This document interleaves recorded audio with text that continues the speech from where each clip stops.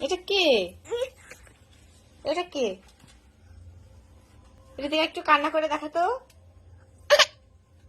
একটু হেসে দেখাতো। এই হি হি করে হাস। দাঁত কই তোমার? দাঁত কই?